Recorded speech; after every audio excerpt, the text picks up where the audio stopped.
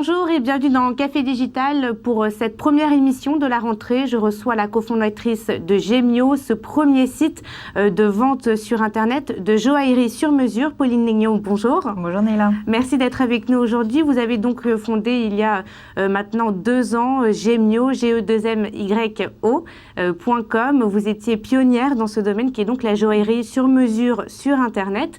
Au bout de 2 ans, quel est le premier bilan que vous tirez de cette expérience ?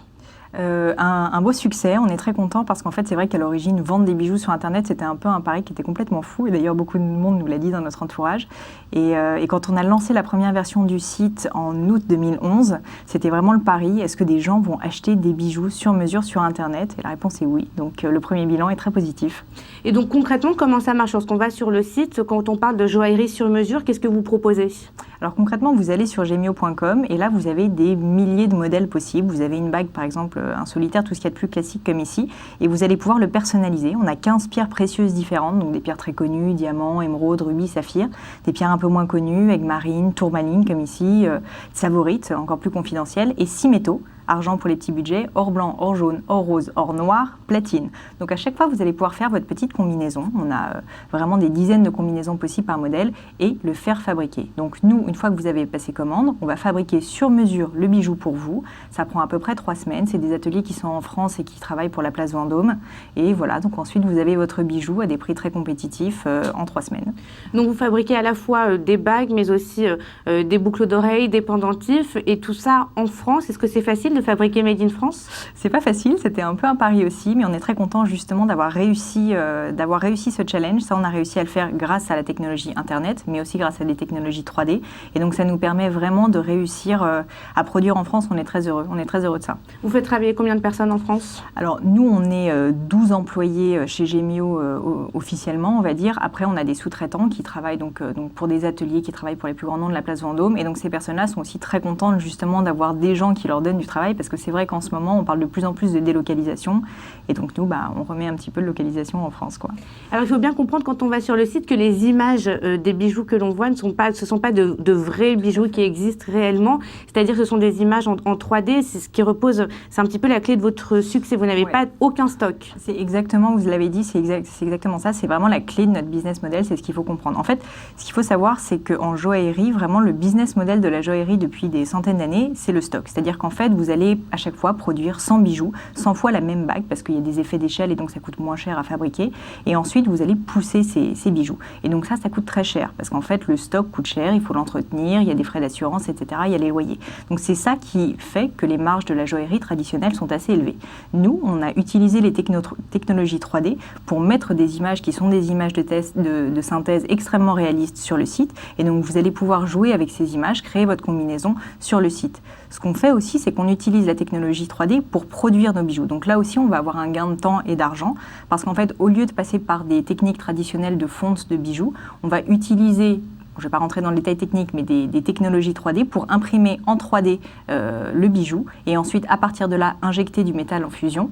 Et ensuite, la deuxième partie reste très artisanale et très traditionnelle. Et donc, c'est là que rentrent en jeu les ateliers, si vous voulez. Et on va sertir le bijou à ce moment-là. On parle beaucoup d'impression 3D en ce moment. Est-ce que ça vous coûte vraiment moins cher de passer par cette ça coûte beaucoup moins cher. Si vous voulez, il y a certains bijoux qui peuvent parfois en maquette, donc la première partie qui est la partie un petit peu de conception du bijou, qui peuvent mettre des mois à être fait, parfois 3 mois, avec une machine d'impression 3D. Une fois que vous avez votre fichier, ça met à peu près 8 heures à être imprimé. Donc si vous voulez, c'est quelque chose qui a un gain de temps et d'argent énorme et qui est directement répercuté sur le consommateur.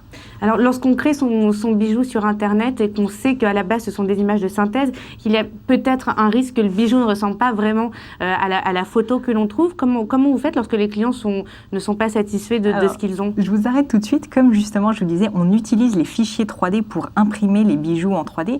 L'image que vous allez voir sur le site est l'exacte réplique au dixième de millimètre près de ce que vous allez recevoir. Donc en fait, parfois les couleurs peuvent peut-être un peu changer. Alors après sur les couleurs, en plus sur les écrans, tout ça, ça peut être variable. Donc nous, ce qu'on propose, parce qu'on s'est rendu compte que c'était pas toujours évident d'acheter des bijoux parfois à 500, 600, 800, 1000 euros, ou parfois même 10 000 euros sur Internet. Donc on propose un retour gratuit. Tout simplement, en fait, si vous n'êtes pas satisfait de votre bijou, eh ben, vous allez pouvoir le retourner. Il n'y a aucun souci. Vous nous passez un petit coup de téléphone et puis bon, ça arrive de temps en temps malheureusement, notamment pour des cadeaux, on peut se tromper.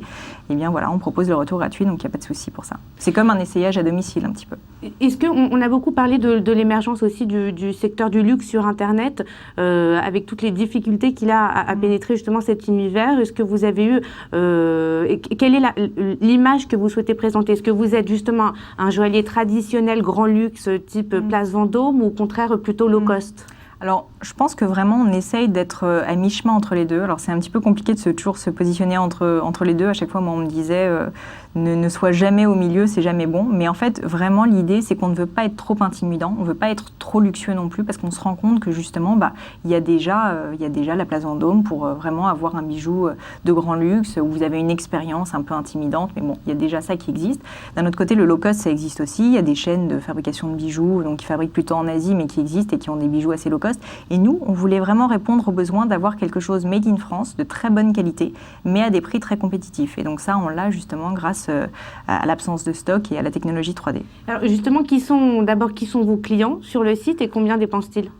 On a beaucoup de clients très différents. C'est assez drôle que vous me posiez cette question. En fait, on a 50-50 entre hommes et femmes à peu près. Donc beaucoup de messieurs très gentils qui offrent des bijoux à leurs conjointes.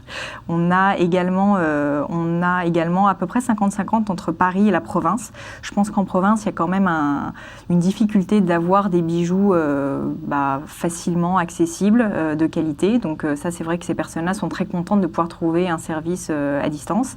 Et puis, en termes de panier moyen, on est autour de 500 €. Alors très sincèrement, sur le site internet, vous allez avoir des bijoux qui sont autour de 100 €, qui sont pour un premier bijou, notamment un premier test. Et vous avez des bijoux qui montent à plusieurs dizaines, parfois plusieurs centaines de milliers d'euros.